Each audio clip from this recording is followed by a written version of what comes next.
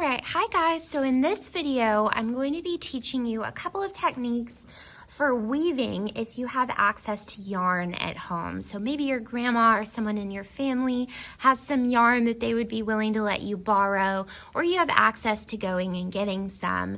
But if not, please don't worry. Our next video is going to be all about paper weaving, which is honestly just as fun. So either one, it just depends on the supplies that you have, are going to be great this week.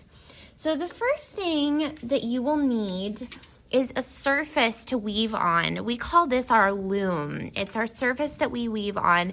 I'm going to be using two different options today. One of them is a paper plate. I didn't have a paper plate, but I had a plastic one that I was able to cut. Or a piece of cardboard, and this is just an old box lid.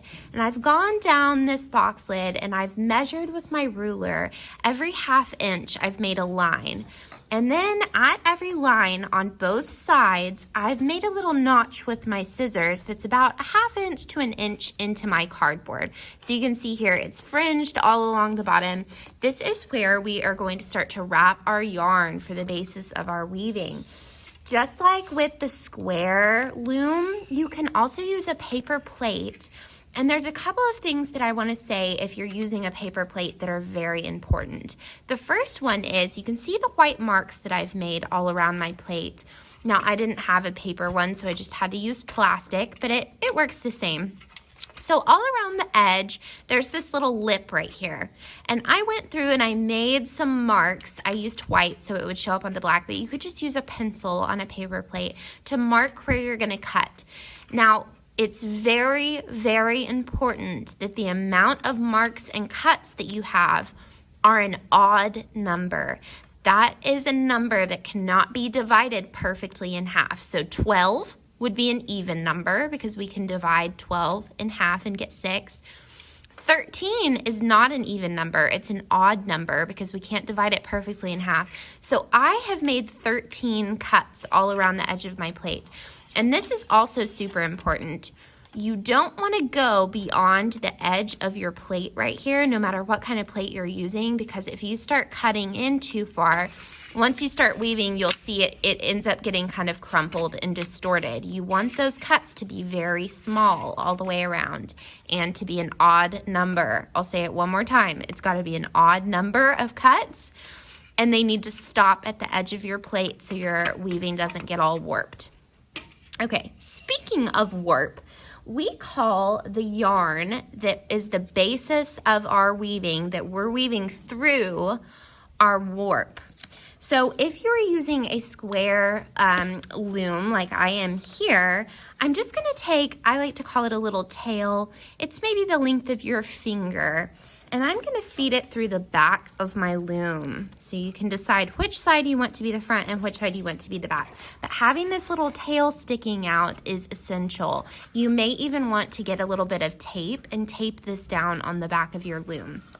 Then we're gonna go with our warp, and we're gonna go straight down across from that first line, and we're just gonna wrap it around and back until our whole weaving, our whole loom, is covered in our lines. This is our warp, and this is what we're gonna weave through, okay? So once I have this all done, I can get any color of yarn that I want to start weaving with, and this, what I'm weaving with, is my weft.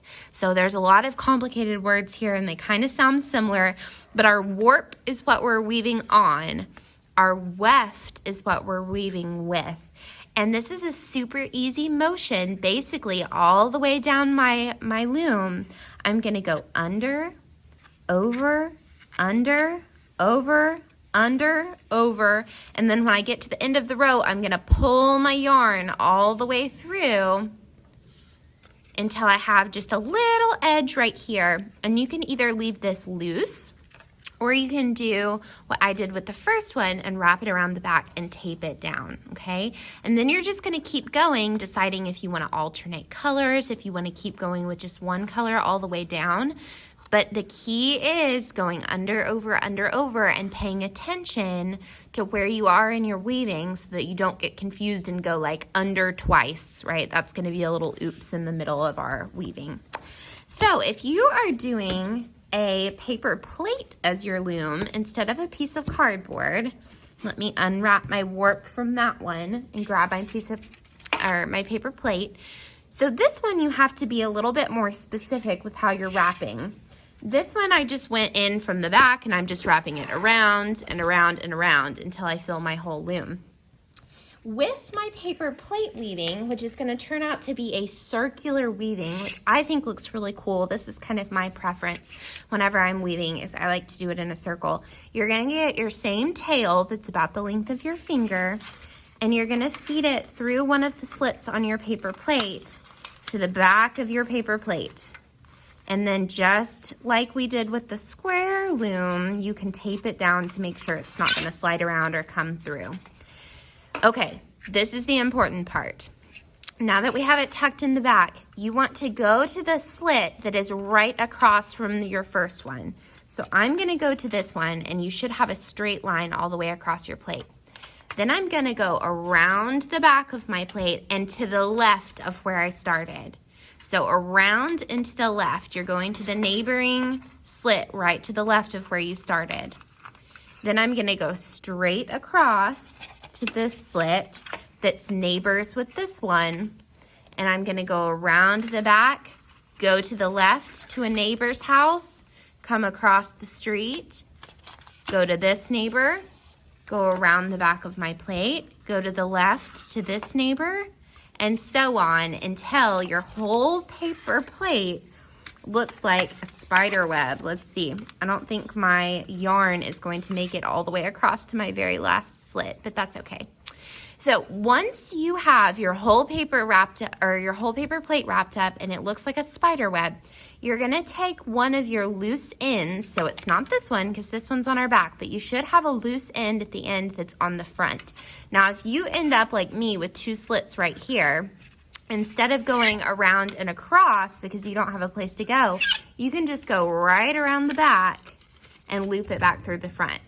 So this is what you'll do if you have two slits left instead of just one. And then what I'm going to do is I'm going to take my yarn and I'm going to tie it to the middle of my warp. So I'm just going to tie it in a little knot right here, and you could ask a grown-up to do this for you if they are available. And then I'm just going to pull this really, really tight.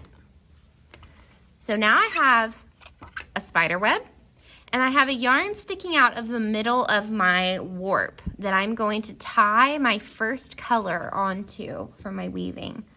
So I might trim this one down a little bit. And then I'm going to take this different colored yarn and I'm going to tie it to my center piece of yarn.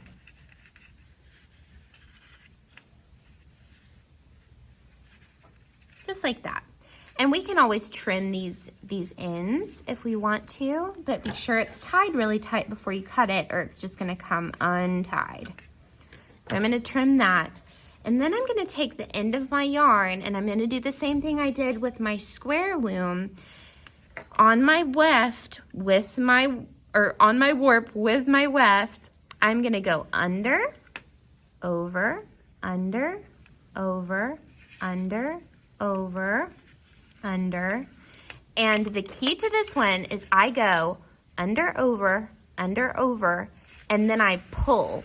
If you do not pull your yarn all the way through, you will get tangled. I'll say that again. If you do not pull your yarn all the way through, every 3 to 4 under overs, you are going to get tangled because you're going to go back through that loop that you made, and then you're going to be really sad and you're going to have to cut your weaving off of your plate and start again. So I started underneath this one. I'm going, oops, I made a mistake. I'm going over this one, under, over, under, and then I'm pulling my yarn all the way through so it doesn't get tangled. And then you're going to be left with this really cool swirled weaving that's circular. So I like to change the color every so often. So I would probably work with this green until I get to here, and then I would tie a new color onto the end of this weft, and then I would just keep on weaving. So every time you switch colors, you've got to tie that new color onto the end of your old color. So you probably want to leave a finger's width of your last color to tie your new color onto, okay? Let me know if you have any questions about this. I hope you guys have fun. If you happen to have yarn at home, practicing weaving either on a paper plate or on a piece of cardboard. We can't wait to see what you make. Bye.